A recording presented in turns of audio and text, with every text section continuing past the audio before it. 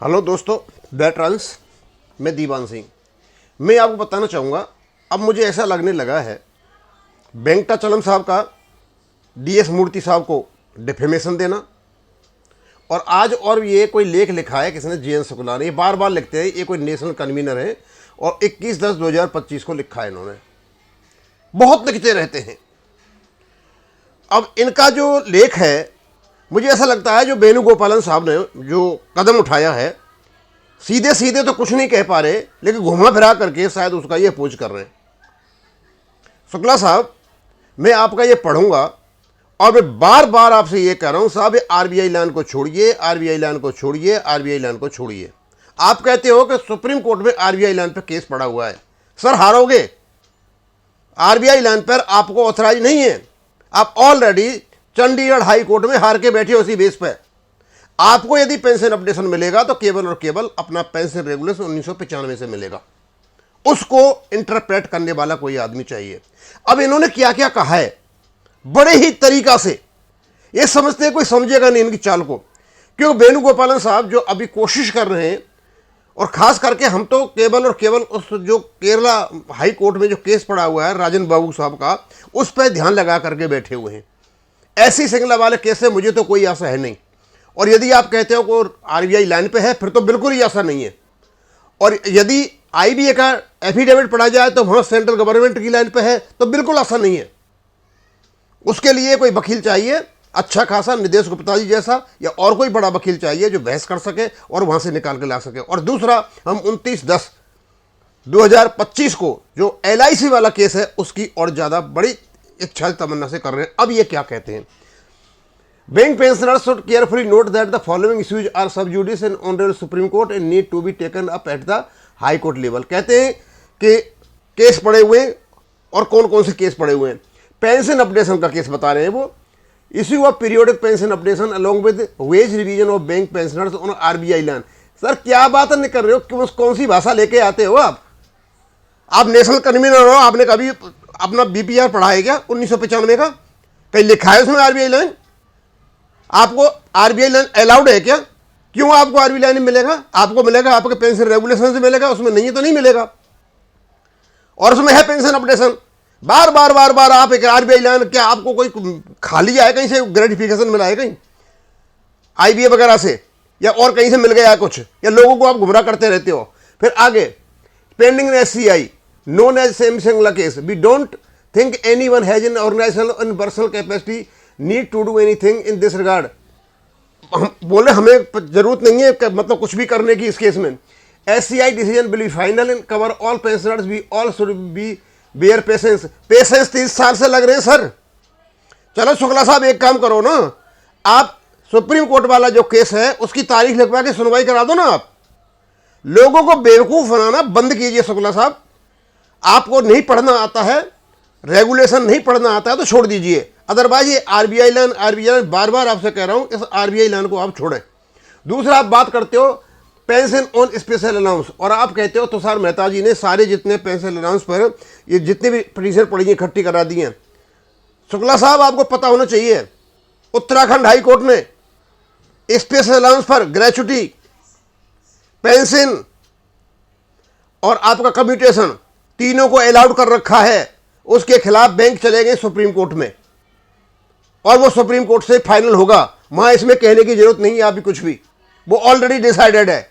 लेकिन pension updation के बारे में आप जो बात कर रहे हो अलग बात है। अब यहां से यहां तक इन्होंने यही बात ही 14 रेट बता रहे हैं पेंशन की, स्पेशल अलाउंस की, यहां लेकर के ऐसे करके ये कुछ बता रहे हैं। अब ये कहते हैं hence in these two matters any writ at court below is meaningless। Firstly, no one should do it। Secondly, if anyone is doing it, others should distance from it। क्या बात कही है साहब, बड़ी ही तरीका से बात कह दी आपने कि यदि कोई व्यक्ति इस फेस अलाउंस के बारे में कोर्ट में जा रहा है या कुछ भी कर रहा है तो वो करना नहीं चाहिए। वो तो सीधी सी बात है, नहीं करना चाहिए। तो मैं भी साथ देता हूं आपको कि ऑलरेडी डिसाइडेड है वो, लेकिन लोगों से इससे अलग हो जाना चाहिए। अब क्योंकि इसको स्पेशल अलाउंस वाले केस को भी वेणुगोपालन साहब ने अपने उसमें लेटर में मेंशन कर रखा है। वो कोशिश कर रहे हैं कि केसों को कैसे भी दूसरे जगह पड़े वहां से उसको कर लें। तो आप कहते हैं लोगों से अलग रहना चाहिए। क्या आपको दुख हो रहा है कि मतलब कोई आदमी कोई पेंशनर बाहर निकल के आया है और हमारे मुद्दों को उठा रहा है? आप क्या कर रहे थे 30 साल से?